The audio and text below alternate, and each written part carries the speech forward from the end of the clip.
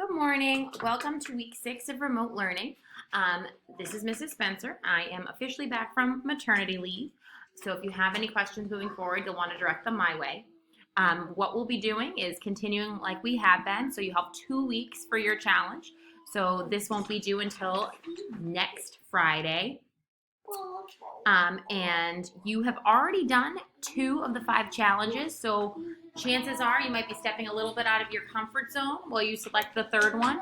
So I just want to remind you that it is okay if your design doesn't work, right? You're not going to lose credit if your design doesn't work. It's about actually trying to do it and working on it. One thing I'd like you guys to kind of push yourself with is trying to make those problem statements a little bit more specific. So think about what specifically does it need to do.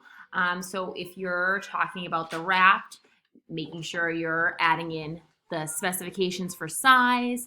It needs to be able to float. It needs to have a mast. So you want to make sure that you're putting in those details for the specifications there.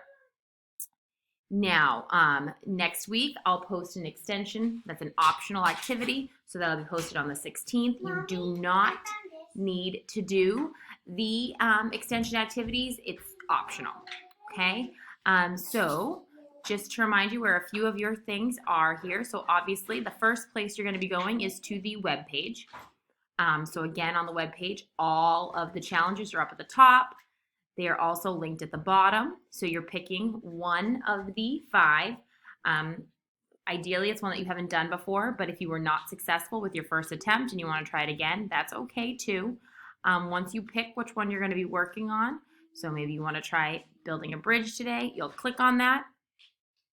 And then you're going to read through that information, the challenge, the background information. Remember, these are suggested materials. Use what you have at home.